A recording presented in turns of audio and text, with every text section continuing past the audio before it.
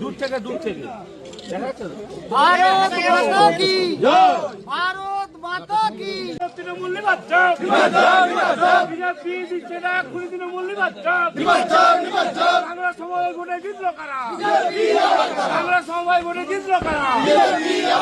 BJP BJP দিচ্ছে না তৃণমূল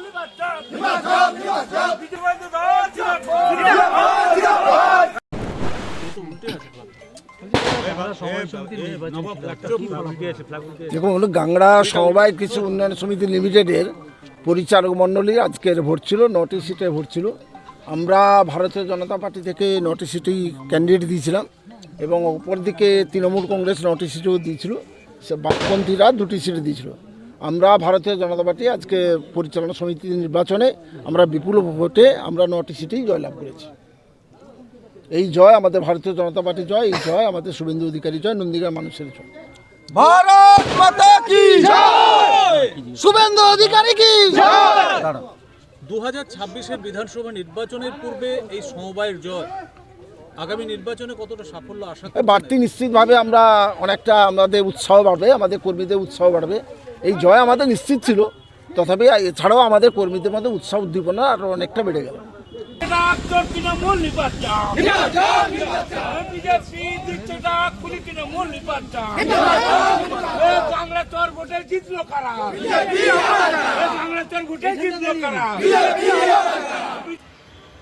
নমস্কার বন্ধুরা, আপনারা দেখলেন যে নন্দীগ্রাম বিধানসভার নন্দীগ্রাম 1 এর গাংড়া সমবায় কৃষি উন্নয়ন সমিতির পরিচালন সমিতির যে ভোট, সেই ভোটে 9টি আসন এবং এই 9টি আসনেই বিজেপিও যেমন প্রার্থী দেয়, তেমনই কিন্তু সিপিএম 2টি এবং 9টিতেই তৃণমূলও প্রার্থী দিয়েছে। কিন্তু সেখানে 9টির মধ্যে 9টি আসনে বিজেপি জয়লাভ করেছে। এবং আপনারা শুনলেন যে বিজেপির তরফ থেকে বলা হলো যে এই নির্বাচন বিজেপি পার্টির নির্বাচনের যে জয়, বিজেপি পার্টির জয় এবং শুভেন্দু অধিকারীর জয়। এবং সামনে যে 26শে ভোট, এই 26শে ভোটের আগে এই নন্দীগ্রাম আপনার গ্যাংড়া সমবায় কৃষি উন্নয়ন সমিতির যে জয়, এটা বড় একটা প্রভাব ফেলবে এবং কর্মীদের মনে আনন্দ এবং আগ্রহ বাড়িয়ে তুলবে। কিন্তু এই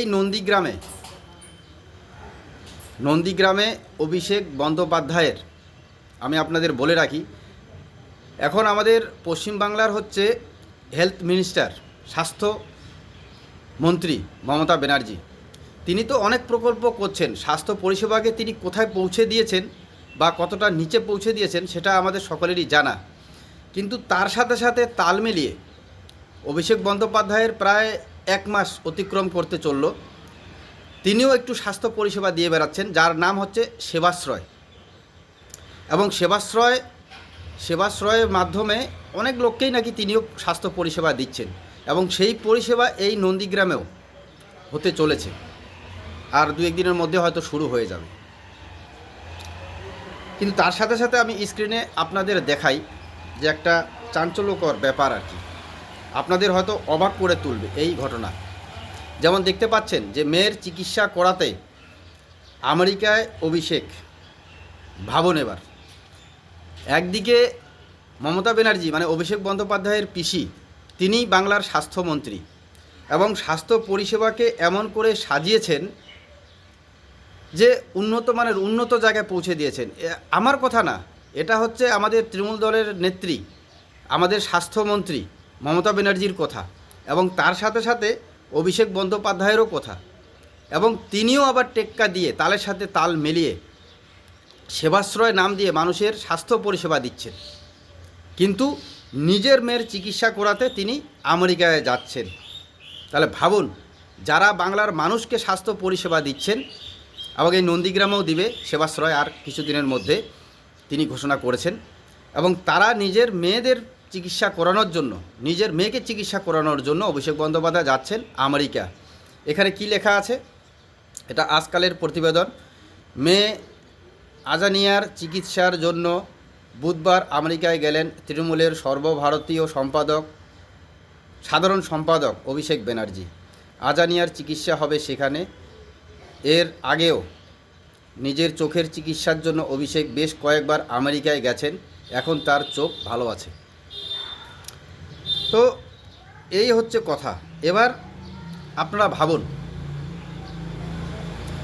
যে বাংলার স্বাস্থ্য পরিষেবাকে 2011 সালে ক্ষমতায় আসার পরে আমাদের স্বাস্থ্যমন্ত্রী মমতা ব্যানার্জি তিনি এত উন্নয়ন করেছেন এবং এই 2026 এ পর্যন্ত এদের 15 বছর পূর্ণ হয়ে গেল। এখন উন্নয়নের পাঁচালী গ্রামে গ্রামে ঘুরে বেড়াচ্ছে। তার সাথে সাথে সাধারণ জনগণকে স্বাস্থ্য পরিষেবা দেওয়ার জন্যে সেবাশ্রয় নাম দিয়ে অভিষেক বন্দ্যোপাধ্যায়ও সাধারণ মানুষকে পরিষেবা দিচ্ছেন। কিন্তু তারা নিজেরাই নিজের মেয়েকে চিকিৎসা করাতে আমেরিকায় চলে যাচ্ছেন। নিজের স্বাস্থ্য ব্যবস্থার উপরে এদের ভরসাই নেই, ভাবুন একবার। আর এরা ওই পরিষেবায় এই জনসাধারণকে দিচ্ছেন। তো অভিষেক বন্দ্যোপাধ্যায়কে নতুন করে এই সেবাশ্রয় দেওয়ার কি দরকার ছিল আপনারা বলুন তো। মমতা ব্যানার্জি যেভাবে স্বাস্থ্য পরিষেবাকে উন্নত করছেন, এর মধ্যে আবার দেখলাম বা আপনারাও দেখলেন, এখন তো আপনাদের গ্রামেও বা ব্লকে পৌঁছে গেছে হয়তো ভ্রাম্যমাণ চিকিৎসা কেন্দ্র। তো আর কি বলবেন। তো কাজেই এই